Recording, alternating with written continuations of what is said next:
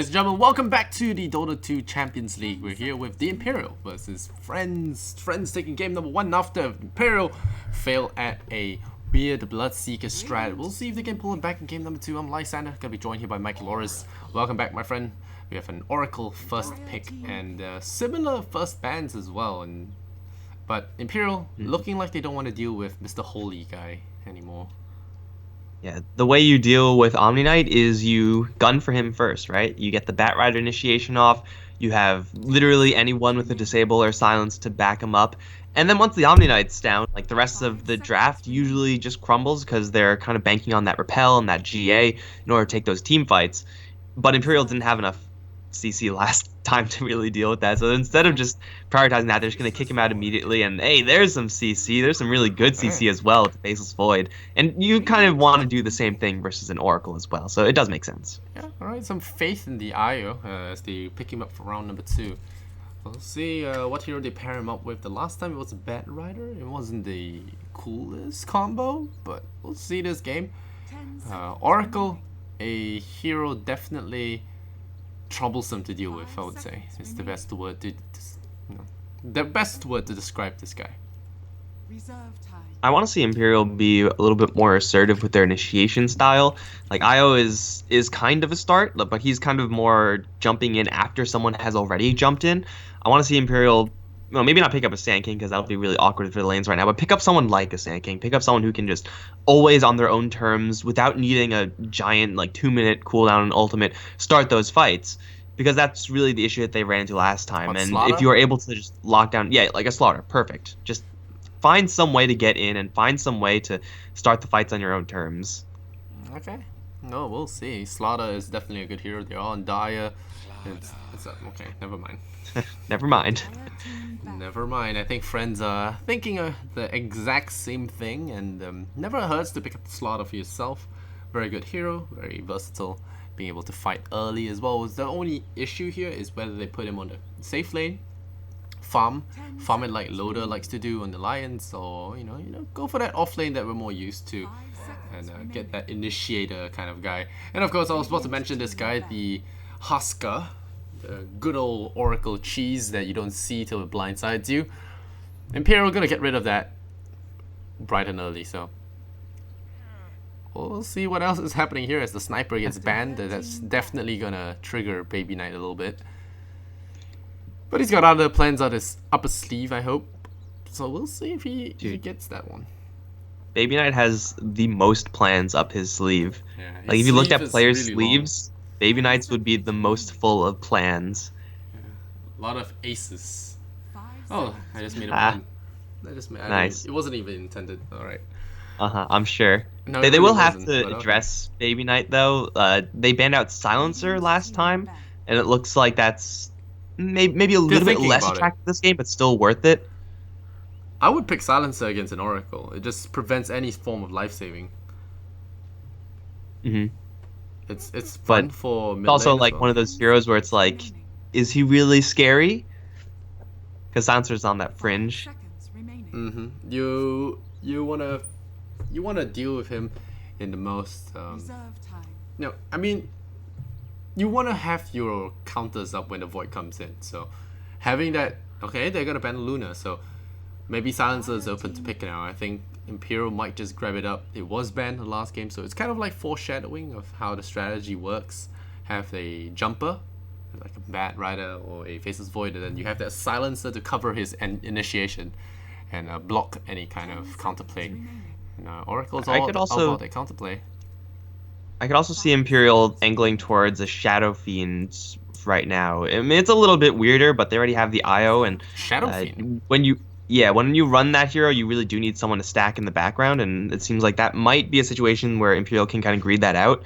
So probably not third, like maybe fourth, maybe fifth. But if Imperial do want to like leverage their IO fully, like farm wise, which they didn't really do last game, then that's the type of hero that they really want to pick up. A mid lane hero who can kind of abuse the jungle.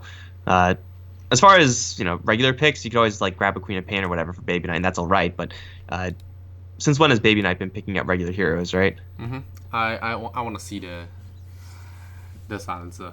It's another of those heroes that I'm very partial to. I mean, Imperial even have the colors for that guy. Come on, their team colors, silencer colors. Dragon Knight colors.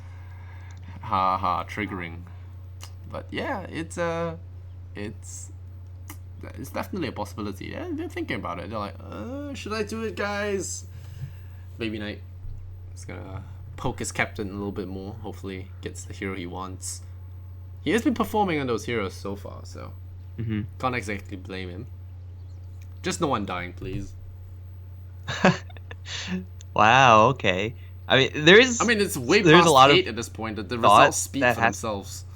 It's just not a good hero. Yeah. I think Ice Frog might need to do a little bit of tweaking under the hood, which I look forward to. I mean, I don't want Undying to be pub cancer, but I think it's gonna be fun. Ooh, Rubik. Okay, where is that coming from? Rise Rubik, very strong hero. I think we did see a couple of that as well. But yeah, I mean, it's my favorite hero, so I'm not gonna complain. You We'll know see what this is? what This spells. is a hero with a point click disable, and that's it right now. Oh, baby, here we go.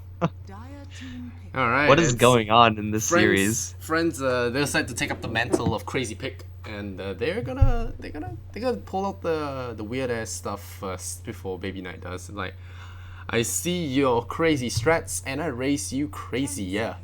And Pudge, okay, that's it's almost like, all right, you pick Rubik. This is a gentleman's agreement. We'll see who's the better hooker, right? Yep. And you always want to be the better hooker. That's how how the it game is. It works. pays It better, really really. is. This is gonna make the Rubik pick a lot better because stealing Meat Hooker Dismember is actually really, really big game. But for right now, Imperial are just gonna stick to their guns. It looks like it's an Ace PA.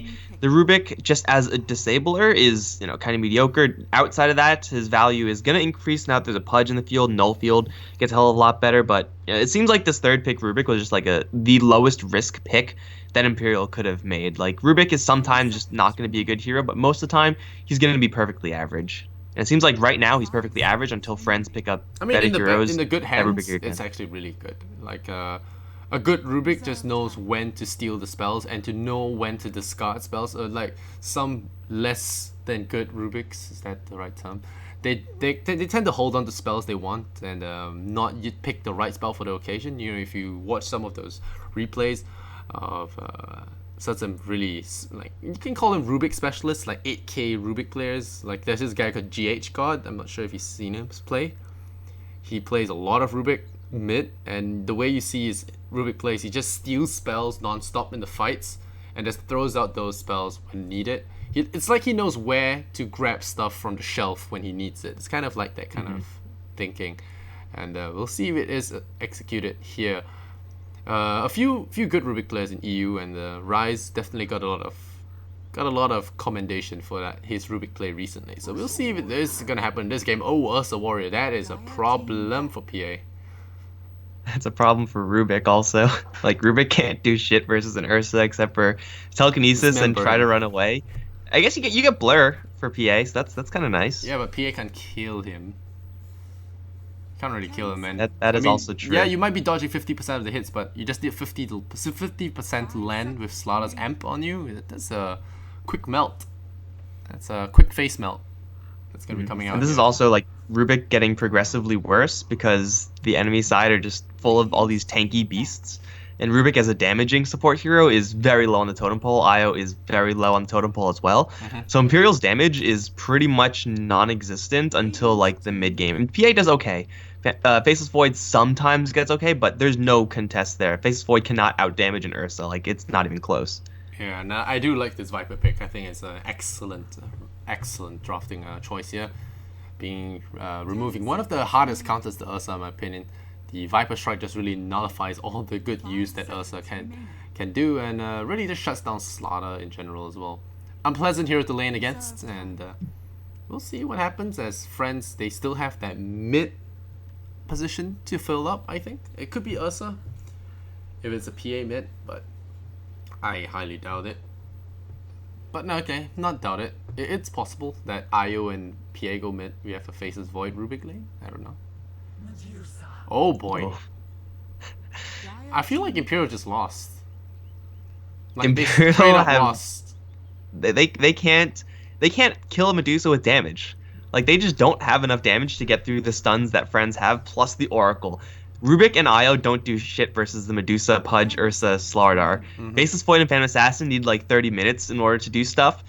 This last pick needs to win Imperial the game, and I'm not sure what that is at this stage. Like Skyrov will do too Necrophos? little. Like you gotta go in weird. There we go. That's Oh. if there's a pick that's gonna win you the game Mm-hmm. out of nowhere, it is Broodmother, especially Baby Knight Broodmother. Yeah, yeah. You did say that that's one of his specialties, so I guess there's a little bit of hope if you're talking about any one pick that can save their bacon now. But I'm not convinced. That is quite the draft there from friends. I feel like they drafted this 4-man and then they just dropped the Medusa on your front lap on your lap and then you're like, oh yeah.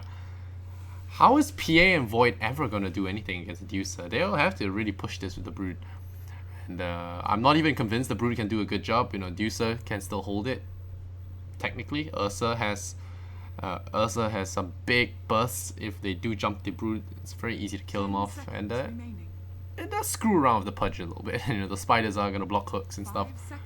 So we'll see what the Imperial do with their lineup. But I'm very convinced. 70% friends, I think. Yeah, at least. I'm not, I don't know if Yeah, I would at ever least. give like more than that, but Oh yeah, I you think you're did see the definitely on draft earlier money. today. I casted a game between Maneski and what was this? What the team's called?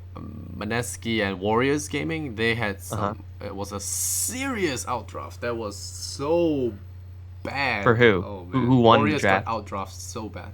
Yeah, it was. Classic Mineski. Yeah, Maneski did really well that game, and I mean, my co-caster and I would both agree that we were trying to talk up the Warriors draft, but it was just not happening. It was a very messy pick of Lycan carry with Oh. Invoker and Darkseer, Bounty Hunter, and Warlock. It was so bad against a push heavy lineup coming out from Maneski, and they got absolutely destroyed.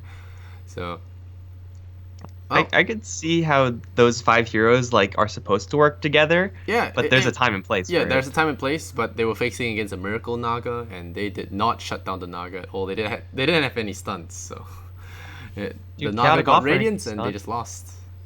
Chaotic Offering. Yeah, Pretty that, good. that stun didn't work. They only killed the Naga because he was complacent once, and that was like when it was over already. So Hmm.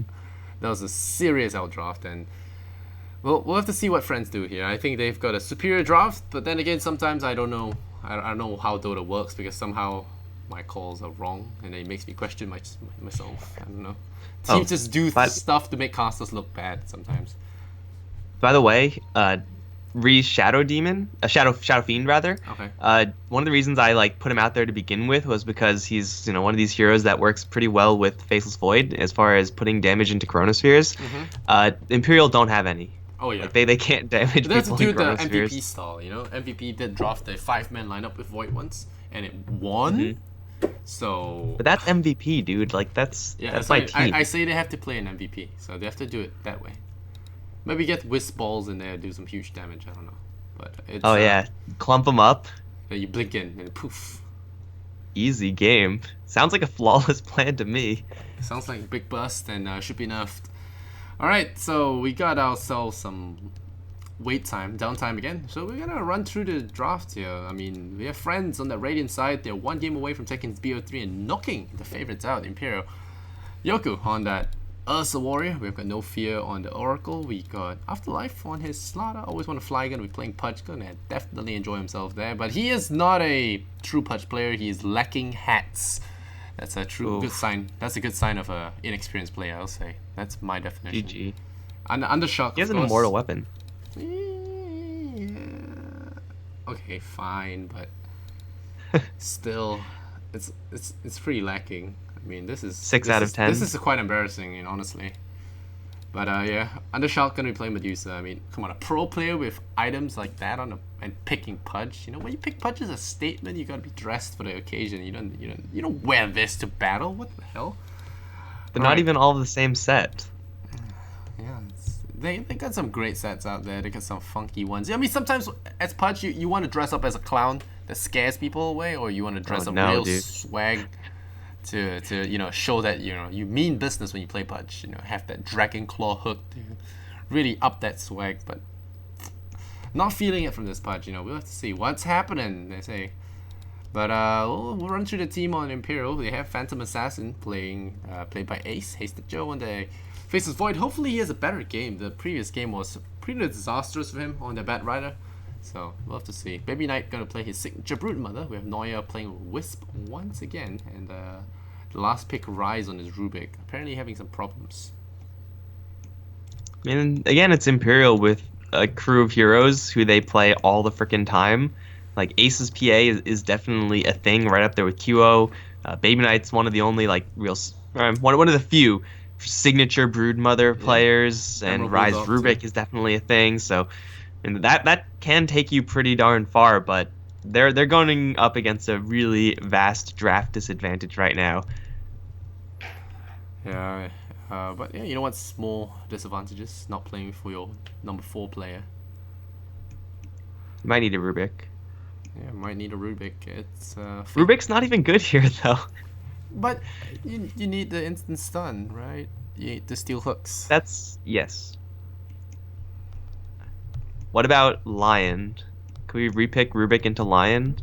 You think Lion would be better here? I think mostly any other support hero would be better than Rubik here. Like he doesn't really have a lot of synergy with anyone on Imperial. He doesn't really have any like game breaking spell steals. Hook. You'd be eating your words. See, you Chronosphere the Pudge, take his hook, and And then then when hook the his Chronosphere friends runs in. out, you hook him. You know, you hook them through. No, does it freeze them inside? Hook them into the Chronosphere? Yeah, yeah, yeah. Oh baby, it's a combo. Like you stand on the edge of the chrono and then you hook them in so that they end up inside the edge of the chrono. Well, that's crazy next level. All right, so we're gonna have our Rise back in here. So we're gonna start the game proper with Imperial on the Dire and friends on the Radiant. What happens now? Now they place their Observer Ward. I don't really think there's much in the way of lane swaps that Imperial can run. I guess maybe you can switch up Phantom Assassin and Broodmother, but it's probably not even worth it. And I mean, friends should already know what's coming in their lane. So lane-wise, it seems like Imperial are kind of locked in. Imperial should want to get Vision at least as much as they can up to try to soft counter this Pudge. Already has the Dust, so he is planning on camping out mid, and with the Broodmother, those Spiderlings won't come till later. The Vision then will be really useful, but until then, Pudge lands a hook, and yeah, there's a pretty good chance you're gonna be in for some heat. Yeah, but always want to fly. We already talked about his experience as a pro player playing Pudge, so he's got a lot to prove here. That is true. How are you supposed to hit people with hooks if you can't even buy a hat? Yeah, you can't even get their hats right. That's not gonna work out. All right, we're gonna have the horn sound and Hasty Joe spotting a Iron Talon at the start of the game, announcing his complete disregard for whatever's gonna happen bot lane and go farm in the jungle instead. A solid choice, I must say. It's definitely not ideal to go up against something like Oracle Ursa. It's zero fun, and like you said, Pudge, one hook and you are funeral, as the meme goes.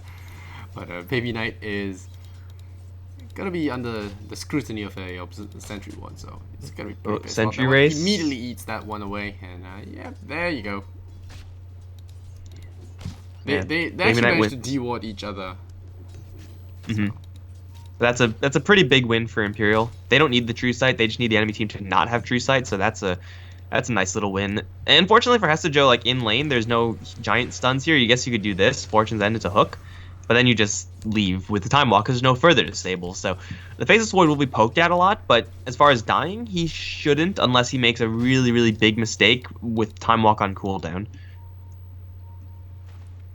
And that's the problem, you know. Your Medusa can't actually deal against Brood, and I think that's the pick that really saves Imperial here from a complete dumpstering in the lane. Because, I mean, if you put that Medusa mid, if you are able to lane a Medusa mid, she goes pretty much unpunished because it's only a Rubik. And then Yoku gets a safe lane to farm, he gets that early dagger, gets that Roshan, and you really can't do much about it again, and it can't really get out of hand for you. So, I think this laning is slightly better for them the Brute Mother is able to control the tempo, the Ursa really seem getting punished pretty hard. Spider Rights do a lot of damage. For some reason, I don't Even know why. against 7 armor Ursa with poor man shield, they still just absolutely destroy you. Maybe you'll probably just get I a think it's the little bit extra poison that Earth they Shock. have that's additive. Oh, Baby Knight gonna take a huge Earth Shock there. It's level 2 now, so Oh, always Yoku. want to fly in Hest joke. Okay. Fighting it out. Oh, DD faces Void. Are you kidding? That's Oh, so lucky. did you get a bash? No, he got a double damage rune. Just as good, right? Just as Yeah, good. it's like super bash. Well, that's the thing. You never. I mean, fighting against Faces Void 101, not trading hits in 101, is just baiting RNG to really just screw with you. Oh, he Now might die Yoku, here. he's Okay. got some backup with always want to fly. Do they see him? I don't think they. Okay, well now they definitely see him. Yeah. Oh. So the Void just kills himself to neutrals and buys out everything. So that's just that. The donkey. Oh, what's happening Oh, here? is this a hook angle? It's not in range, right? Yeah, it's definitely not in range. It's But can he still? nope. The I think stomp but is used already, but okay. There's a bottle and wisp. I really doubt a kill is gonna yeah, happen here. If it's a kill, it's against gonna be bottom, on Ursa. He is they pretty have 5 surrounded, bottles so right now. That's not gonna happen. he's pretty surrounded. So I don't know. Look at I it. don't think they kill him with the spiderites. He could overextend. Walk into a tether, slow himself down. Yeah, I guess that can happen. Their sentry range is probably not going to see Baby Knight for much longer. So in order to get the kill, they have to hook him into the Pudge who has the dust, and then Baby Knight has to just get completely abandoned by Noya, which is probably not going to happen. Yep. Well, Medusa is farming okay. 12 last hits. The Void getting first blood there. Definitely going to be happy if that one gets himself a PMS, and we'll be able to jungle a lot better without the harassment. And looks like Always Wanna Fly says go, and we'll have to see if they do pursue this Brute Mother. I don't think they are. Wait. G. There we go. So hitting F9 in succession there, gonna repause the game. But now, overall, yeah, you see the Ursa pulling back right away. The Sentry Ward vision, not enough to spot out the Brute Mother. Sentry race. They dust him. Okay. Where's the IO? Is he dead? I think he might be dead now. IO Yeah, left him. he is dead. Oh, heals up, bubble. heals up. Oh no, one more hit will do the job, but no, it's not gonna be enough there. As Noya comes in there, Baby Knight trying to go in there for some body blocking, and Noya, yeah, he's not gonna get out of there in time. But now, Baby Knight going in, that gets hooked again. Oh no, that is not how you want to play that game. He's so close to getting that Pudge, and well, Mr. Fatty is gonna walk away a happy man, and a bash on that Oracle. What is going on? So unfair, life. But I'm gonna jump away now. No Fear will solve up as the disarm comes in, locking down that Faceless Void tank. Oh no! Magic resistance, man. Baby Knight's not gonna get that catapult kill. Thought he had it. Well, still gets the spiders, so consolation prize at least. That was a pretty clutch play with the two mid laners of friends there. Getting a 2-kill, getting Yoku involved in those kills is pretty big game for an Ursa. Definitely one of those snowbally, unstoppable heroes. Careful and there. Bottom. The Void's not getting any bashes in. He's probably gonna be swearing. But here comes the Pudge. Oh, here comes Pudge. I think he's in trouble. Rod Hug. Yeah, Rod Hug. He doesn't have that blink walk. dagger. He doesn't have that jump. There's your hook. So right in his face. No running away. And Wisp might be in trouble Noya. as well. He has that tether away in 3 seconds, so is he gonna get out of there in time? But the damage coming out is pretty huge. I know he will juke away, but Purifying Flames! No. Sick hook. Nah. Good. Nah. Here comes the PA. I think he overextended his welcome. Yeah. Ace is just gonna swing his blade and yeah, cut the Pudge down to size. So prime stake available, but mid lane meanwhile the Baby Knight is losing babies, and 3 points in Earth Shock is pretty strong. The cooldown spammable. just 5 seconds. Very You have to spammable. micro that like every 5 seconds. You have to move your spiderlings out of the way. You know Yoku's probably got unlimited mana because he has a full bottle. So that's a little bit difficult to deal with. And the fact they killed off a Pudge there, not really a terribly huge deal. Like, as long as Always Wanna Fly is getting kills for his team, he can trade himself away every single time and it'll still be worth it. Oh, look at this Invis TP for top lane. That's so sneaky. Oh no, bye-bye Rubik. Oh, here comes the slaughter. They should know something's up. Yeah, he turns his back, unable to get the turnaround, and that should be the kill there. Killing spree for Yoku. Very easy pick off there with that enrage. 3 points and Earth Shot means you are not moving away. Now it's 4 points. Now Always Wanna Fly just walking in there. I think he might have overestimated, and there you go. See, this is what happens when you have no hats. Oh, never mind. Never mind. Baby Knight is just not having a good game this game, but they do get the kill on the Medusa. Here's the Joe. Oh, get purified there, but Ace will clean him up in return. So they get 3 kills going their way, and 500 gold going to Imperial. So overall, a net gain here in terms of gold, but some unfortunate happenings here, I would say. That's all I can describe that situation. That's all I can say about that situation. Unfortunate. This is pretty good for Imperial insofar as the only hero with damage is the PA. So they're leveraging her damage output to get kills, and they're trying to go for Afterlife. No Chronosphere. Should jump Dash? that. No. Nah. Well, they're using the PA, their very like lonesome source of damage, as best they can. And when you're in a draft situation like this, you have to kind of use it as much as possible. Look for Yoku here, but maybe they find Always Wanna Fly instead, and they say, okay, I think Punch is easy. Alright, get a first hit crit. Does he get another deny? Not this time. And Ace gonna clean him up really easily with that Blightstone as well, reducing the already non-existent armor on Punch to 0. So, Undershock, meanwhile, is gonna get some space to farm, but he is not exactly farming well this game. He's got punished once already, and here's Joe heading top lane to get that EXP that he sorely needs. And Afterlife, oh, getting amplified up. There's Sonic Boom adding damage as well. It's like there's a Chen here. Slaughter gonna try and piece himself out of there, but is there gonna be a bash? Nope, not gonna be a bash. The PA will get another kill, and it's a pretty big one as well, as he is already up to 4 kills now. Being able to grab up that early Deso or early Vanguard will be a huge deal against this Yoku Ursa. And still Always Wanna Fly is camping out the mid lane with not that much success. They only killed Baby Knight off once. He just narrowly misses a hook over towards mid lane, which otherwise would have gotten him a kill. This... No, not gonna happen. Yeah, go on. They're looking for Rise. Oh, Always Wanna Fly. I just done very little though. Right into this one. Is PA going in? The stun has been used, and Rubik's. What is going on? Oh, what the crits! Oh, what? Oh, wow. That was unexpected. And now he's false promised. Oh, they got him. And a salve also.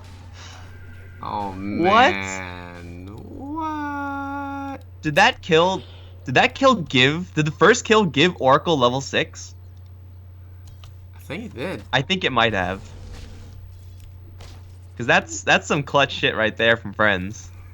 What? It looked like they didn't know what they were doing. This is just not Imperial's game. Like, this game, if anything could go wrong in the game, then like a couple has happened to Baby Knight already. 2 denies, 1 to the siege creep, and then he starts ramping up into that kill. And then the Oracle not getting bashed a single time. And it's just unfortunate situations. But then again, PA landing a lot of first hit daggers, so dagger crits. So that's something else to be happy about. Yeah, they're looking for a Chronosphere, but are they gonna be able to secure any kind of burst with that Chrono? They have Wisp Balls, which are level 2 right now. Not exactly the most amount of damage. Baby Knight. They see Noya. He's not moving. What? Easy. Really? Bait. What? What? He needs some hats, dude. Like, Always Wanna Fly needs a hat right now. Yeah. Io literally wasn't moving, and he misses the hook. Yeah, new patch report. I mean, this is one of those times where you actually fit that stereotype. I'm not sure if Always Wanna Fly is from Russia, but it is a CIS patch. So a lot of patch jokes could be made here. First pick Pudge, miss all hook. Well, it was technically was a third pick Pudge, but it's still one of those things where you actually complain on Reddit about like, oh, my team picks Pudge, misses hooks, and complains about his teammates, stuff like that. I mean, he's been making some decent trades for the team, like that. I mean, he's 1-5, so there is some amount of flaming to be had. Although 2 of those were denies. He gets a haste through now. We'll see if he get some big hooks here. Baby Knight is still invisible. They are not able to get that kill there. The Pudge looking for something. Baby Knight, yep, he's gonna... Is there a dust? There's no dust, and he misses the hook. But, be fair, I didn't expect them to hit that one. Yeah, I mean, they get the kill on the IO anyway. It's not a big deal. They do get quite a bit from that, although it does force them to rotate everyone in. Not really sure why Undershock is here, but it ends up being expensive. Pudge. Oh man, the money.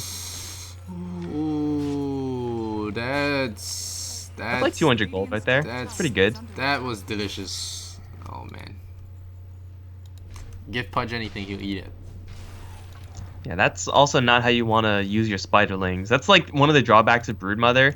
Outside of the fact that, you know, she could just be brick-walled by some heroes, detection is her bane, you're actually feeding the enemy's gold if you're not careful. So, and even more so than just feeding Pudge, naturally. They're in a pretty good position on SSO, maybe they hook him in. There's a dismember down. He walks right into the void there. Fresh meat. And we'll see if he gets hooked. And there we get the kill. Easy. Easy. Alright. Yeah, Imperial, I just Pudge starting to ramp up his game.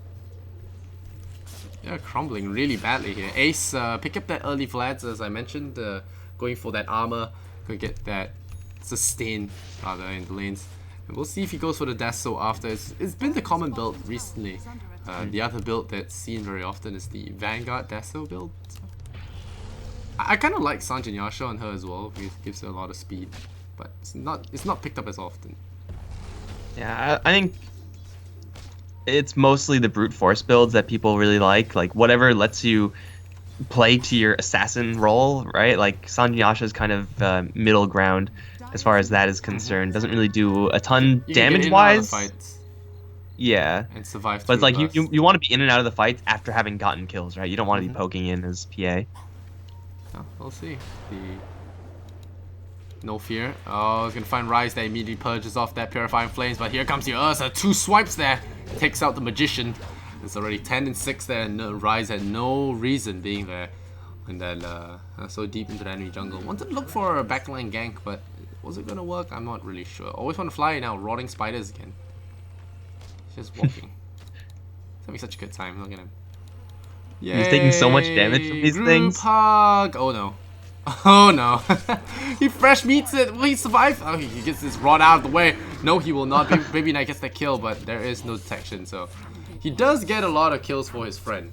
Oh, that's a another hit. Dagger crit again, but Baby Knight might be out of his element here. Has to be careful. The Purifying Flames are going to secure the kill for now. Noya really has to beef up his his friend here. They do get the Oracle with that Chrono, and Yoku getting pulled back in. Now here comes that Medusa. He's stoning everyone up. Ace the Joe is now a rock. He is out of position though, so Medusa is gonna go down. More crits here from the PA, but Yoku has something to say about that spider chasing him and takes him out. So Baby Knight, once again, gonna be a twitching mess on the ground. There's Ace. Lucky with the crits. This guy, oh man, always want to fly. Almost getting a big hook there. Gonna jump in. The dagger comes out. Always want to fly. Please, Pudge. Report Pudge. What? Report. No, like I don't. You can know agree why that's a reportable offense. He was chasing like 10 spiders by himself in a web, so you know that the Broodmother can pop out of nowhere. You know that there's an IO on the enemy side. I don't know why you make that play. I don't know why you. After the first juicy catch there on that small camp, I think he just really couldn't give up the taste of the good life. It's just Pudge's play in this game is like every single time he makes a play like that, he turns around and gets a double kill, right? So I don't know. It balances out kind of. I mean, Baby Knight's making up for it with unlucky mishaps, so it's kind of a mix. Ew, I like this Ursa point booster build. It's going for Aghanims. Gonna get rid of Disable. Yeah, the cooldown reduction is quite nice, but it is that you know, always being clean and disables that's more relevant. It's not really great up against Baby Knight getting caught, but the dagger comes in, and that's why you get the Aghanims for. You really want to bail. But Rise gonna hook back in by the Pudge, immediately fresh meets it up, And the Purifying Flames are going to be more than enough. Once again, the PA coming in. He is going to disjoint that damage from himself. For now, he immediately ulties himself as well. Big jump in there from that Ursa. The Slaughter is here to have something to say as well. The Chrono is only up in 20 seconds. Yoku is wicked sick. Ace the Joe will lose his life there. The Faceless Void out of position. Noya, what are you doing there? But then again, I think he was just trying to bail out his friends there. Ace going in for another first hit crit, but there you go. Dodging 50% of the hits. Does he get it in time? No, sir. Yoku actually gets the kill there. And unable to disjoint the right click, so they will not actually get the Ursa out of there. But the thing is that the kill was split among all the Radiant heroes, so no big burst of gold for any real person there. And a big win for Friends once again as they wiped that team fight 5-0. Oh, 5-1. And that was also a fight where they did not have Undershock. Medusa hard at work, taking down the bottom lane tier 1s, got her Dragon Lance going, and happily farming on the bottom lane in the process. I mean, it was Imperial getting, first picked off by the Rubik. Another huge play there by the Pudge. But I think most of the play in that last fight was No Fear's Oracle. Like, he stayed alive and drew so much attention from Imperial. He lives, but also gets what, like 4, 5, 6 sets of Purifying Flames out, and just by like being bait the entire time, he allowed the Ursa and the Slaughter, both of whom have Blink Daggers, to constantly reinitiate in and just keep on getting values out of their respective stomps. So really sick play there by No Fear, and for a 4v5 fight, that is as good as it gets. Now Medusa is actually powerful enough to consider joining, but I mean, you'd rather still farm. Yeah. Oh, the spiders. Spiders. It's like the. Oh, they didn't even get the Centaur. Oh no, the Spiderlings. Yeah. Level 3 Fortune's End. Pretty good, but not that comes good. and stamps on all of them.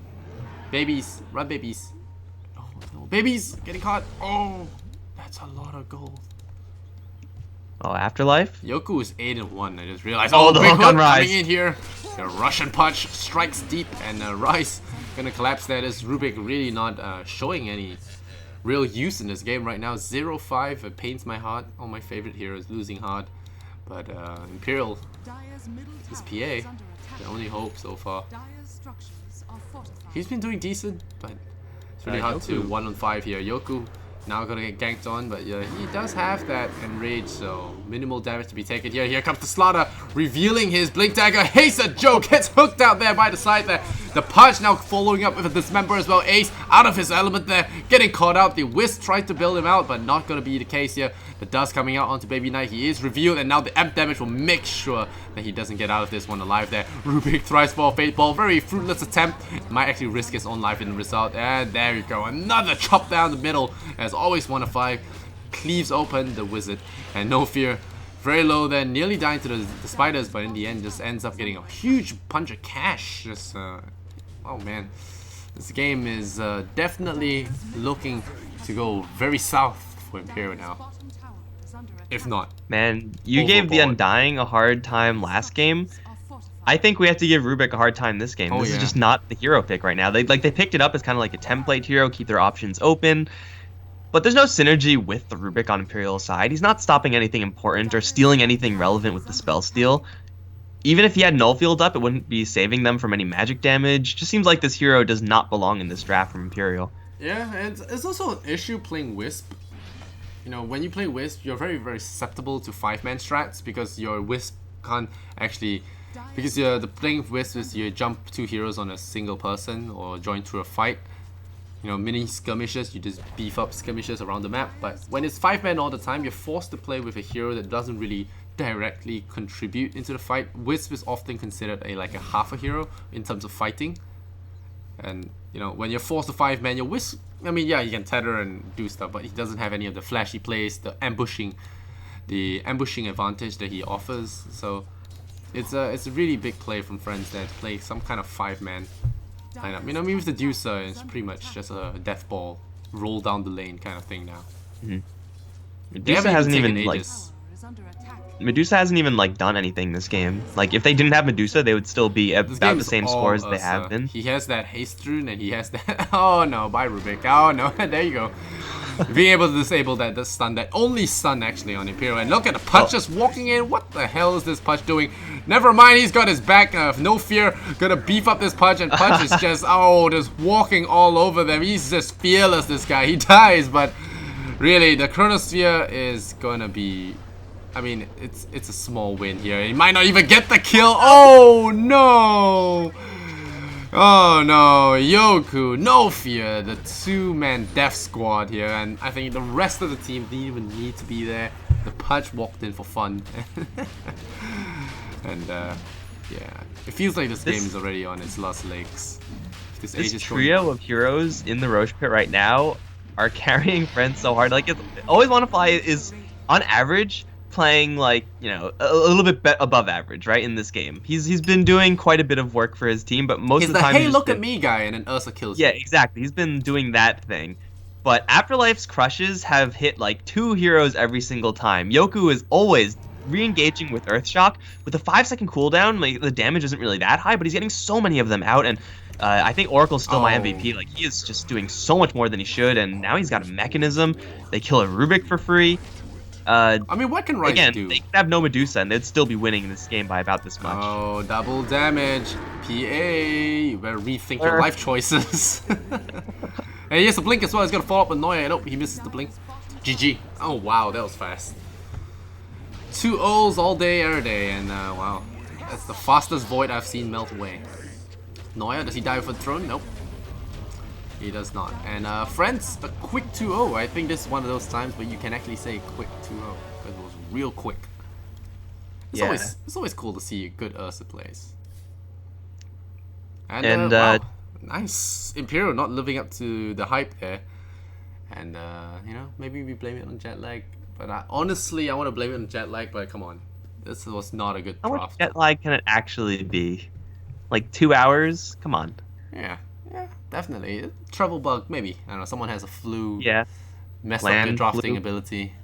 It's very possible, but I would like to really commend friends. I mean, take nothing away from this draft. This was a really fun draft to watch. I wouldn't say excellent, but it was definitely really fun. Outstanding plays here, standout performances from Yoku and Ophir, and special shout out to Always Want to Fly, I guess. He made plays, right? Like, they weren't always good plays, but that's what you want out of your plays. Start the fights. I just want to give some context. Like, Imperial won the WESG thing, right? And that's great for them. We had Imperial on top since the beginning of this tournament, which was way before that WESG LAN happened. This is a really disappointing showing, in my opinion. Like, I want to see Imperial at top form here. Yeah. But yeah, it could be one of those post-victory kind of complacency taking into effect as well. It's like, oh look, we're crazy, and you know, we worked out. They're still playing for money.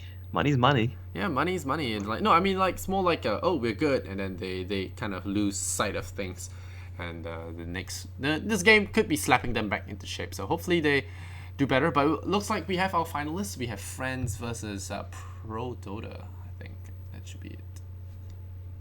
I think so, right? Friends versus Pro Dota. Come with me, Stack. Was it Pro Dota? I think it was them that won. I don't know. It was so like long. 2 weeks. No, it was Flipside. Flipside beat Pro Dota. That's what I thought. Okay, yeah. So Flipside versus Friends with double Fs here. Going to be playing up in the grand final. Another F. Ooh. But yeah, so yeah, we're gonna have that one. The dates will be announced very soon. So stay tuned on the Dota 2 Champions League Twitter, D2CL League, on Twitter to stay abreast to all the updates. And you can check out my Twitter as well as Mike's Twitter for any casts that go live as well. So yeah, big shout out to Epic Esports Events as well as Face It for running this tournament. It's been great of them to host esports thingies, and hopefully we'll see you guys for the finals as well. Gonna be pretty good, I think. The way Friends have played today really shows a lot of promise. Flipside, another team that everyone should look out for. These are the guys that are just under the surface, waiting to leap out when the time's right. So with that, we're gonna be signing off. Good night, guys. Thank you for watching, and yeah, stay tuned for the final dates, and we'll get back right with you guys for more EU Dota action, of course. Yeah, that's that. I think nothing much else to say. So thank you guys for watching. Have a nice day. Be nice to one another. Bye bye.